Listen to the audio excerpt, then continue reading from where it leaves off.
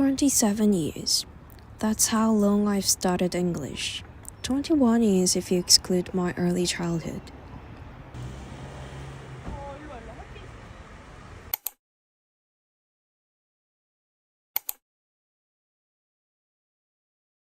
Most Koreans, I believe, can't escape the pressure of English. In today's society, being bilingual is considered the baseline, and there's even growing demand for proficiency in a third language. In Korea, being good at English is no longer a competitive edge. Of course, in a globalized world, English can still open many doors. It might give you a slightly better chance to connect with the best in any field across the globe. But then, what does it really mean to be good at English? When it comes to language, I've always said I was just lucky. Thanks to my parents, I had a chance to live abroad between the ages of 10 and 12, a period that many linguists say is ideal for language development. That's how I acquired English more easily and quickly than most. When we returned to Korea, my parents didn't want me to lose what I had gained, so they sent me to an international school following the American curriculum. That background made me, as an adult, someone who spoke English better than the average Korean. I was lucky. But was it easy? Absolutely not. Like many Koreans, I went to English academies back home, but once I was abroad, I could barely say a word. I failed the entrance exam and had to repeat a grade. I couldn't speak or understand what others were saying, and naturally I became the target of ridicule. I remember wanting to tell my teacher that the other kids were making fun of me, but I didn't know how.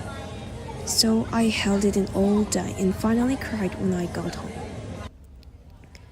Coming from a system where I only ever had to solve multiple choices questions, I was shocked to see open-ended tests. I still remember the first question on one of those exams.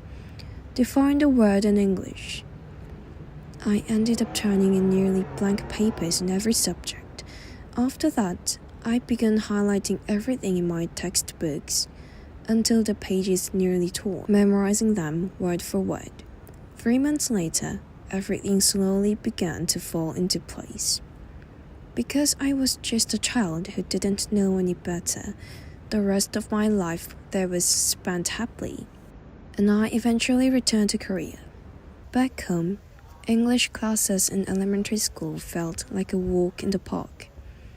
I later found out that my teachers were quite intimidated by me.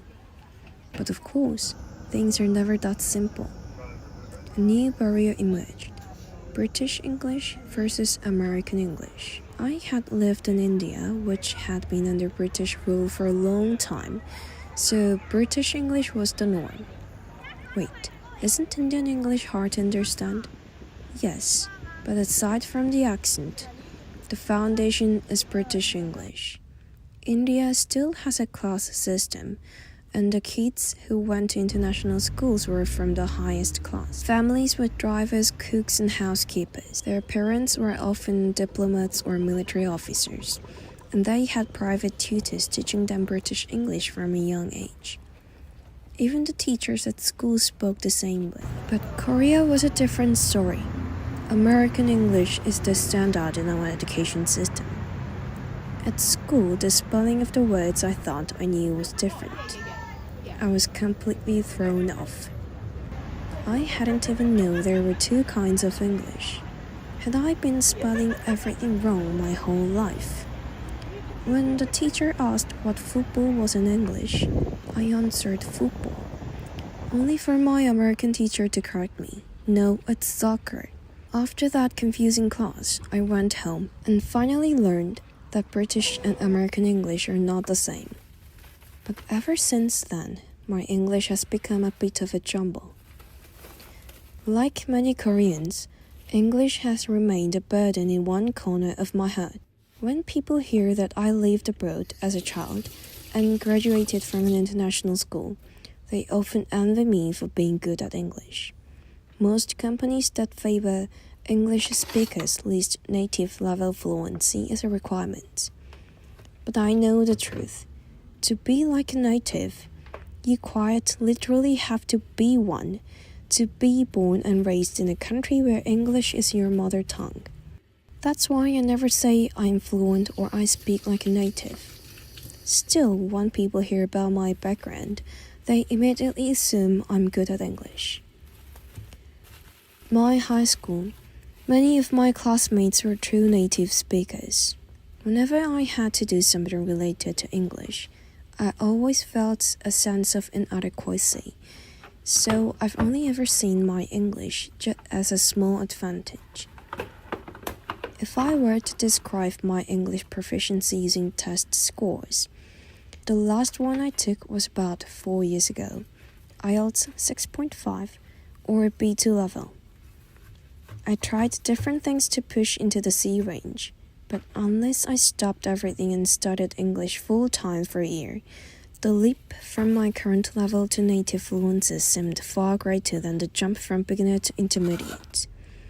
And after high school, I used English far less, so over the years my skills have declined.